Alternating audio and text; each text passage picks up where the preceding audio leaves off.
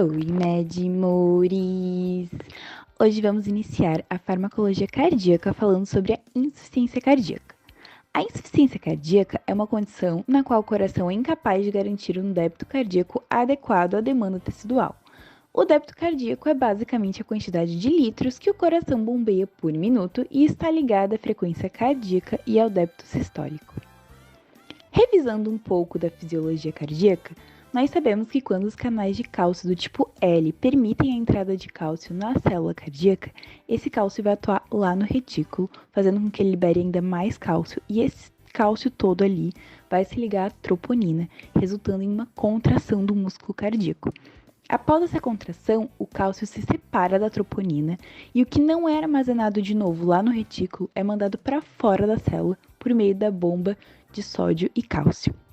A insuficiência cardíaca tem diversos fatores de risco, entre eles a hipertensão arterial, cardiomiopatia dilatada, valvopatias, DPOC, insuficiência renal crônica, diabetes mellitus, tireoidiopatias e uso de drogas. Temos dois tipos de insuficiência cardíaca. A confração de ejeção reduzida, ou seja, o coração manda para fora menos de 40% do sangue que entra nele, e a insuficiência cardíaca com fração de ejeção preservada, também chamada de insuficiência cardíaca diastólica. A primeira, que é a reduzida, possui fármacos que reduzem a mortalidade, porém a segunda possui apenas fármacos que reduzem o número de hospitalizações, e a gente vai ver todos eles na aula de hoje. O primeiro fármaco que vamos ver são os inibidores da enzima conversora de angiotensina, representado pelo captopril e pelo enalapril. No sistema renina-angiotensina-aldosterona, a enzima ECA é responsável pela conversão da angiotensina 1 em angiotensina 2. E quando essa enzima é inibida, há uma redução da aldosterona, que seria o produto final dessa via. Com isso, ocorre uma redução da pós-carga, devido a uma arteriodilatação, e da pré-carga, devido à venodilatação, e são extremamente indicados para pacientes diabéticos nefropatas, porque provocam uma dilatação seletiva das arteríolas eferentes renais, levando a uma diminuição da pressão intraglomerular e da taxa de filtração glomerular, ou seja, vai passar menos proteína ali pelo glomérulo. Porém, esses IECAs são contraindicados para gestantes e nunca devem ser associados com os BRA. Os ARAs são bloqueadores do receptor mineralocorticoide e atuam lá no túbulo distal e ducto coletor, causando aumento da excreção de sódio e água. Eles são representados pela espironolactona e deve ter um cuidado especial quando se administra esse fármaco em idosos e diabéticos, devido ao maior risco de hiperpotassemia. O próximo fármaco que a gente vai ver é a dupla sacubitril-valsartana, que contém a valsartana, que como a gente viu é um fármaco da classe dos BRA, e o sacubitril, que é um inibidor da nepricilina, a responsável pela degradação do peptídeo natriurético. Deve ser utilizado no início do tratamento da insuficiência cardíaca crônica no lugar de ECA ou BRA, em pacientes hospitalizados por insuficiência cardíaca descompensada e estáveis. Os beta-bloqueadores são representados pelo propanolol, atenolol e carvedilol, respectivamente de primeira, segunda e terceira geração. Eles agem reduzindo a ação tóxica da noradrenalina e facilitando a mecânica diastólica. Porém, têm tendência de reter líquidos, podendo ser associados a diuréticos e não devem ser suspensos abruptamente, pois isso pode levar a arritmias.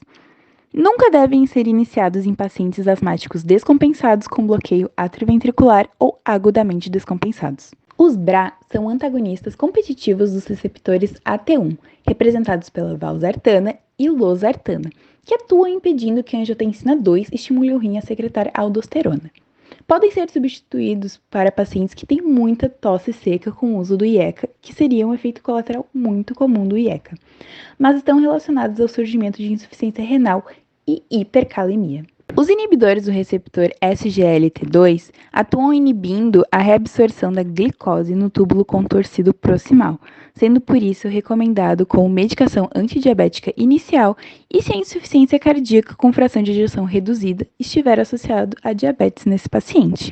A hidralazina, ela atua fazendo uma arteriodilatação, porém seu mecanismo de ação ainda não é bem definido. Uma hipótese é que ela agiria como agonista de canal de potássio.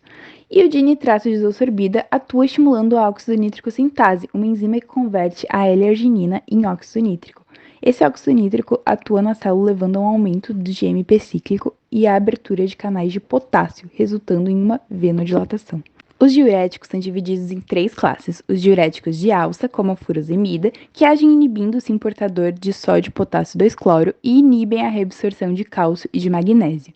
Tem uso contraindicado se o paciente tiver nefrolitíase e tem como efeito adverso vários hipos, como hiponatremia, hipocalemia, hipocalcemia e outros.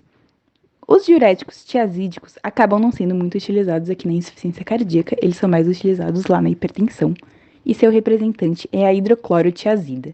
Eles atuam no túbulo contorcido distal e proximal, inibindo-se em portador de sódio e cloro. Reduzem o efeito de anticoagulantes e insulina, mas aumentam o efeito dos diuréticos de alça. Os diuréticos poupadores de potássio são representados pela amilorida e triantereno, e atuam por meio do bloqueio da reabsorção de sódio no túbulo contorcido distal e na porção inicial do túbulo coletor. Os glicosídeos cardíacos são representados pela digoxina, que atua como inibidor da bomba de sódio e potássio, aumentando assim a força de ejeção, e seus efeitos colaterais incluem arritmias que podem ser potencializadas pela hipocalemia. A dobutamina aumenta o débito sistólico e é o fármaco de escolha para o tratamento da insuficiência cardíaca agudamente descompensada, devendo ser substituída por um inibidor de fosfodiesterase 3 após 4 dias.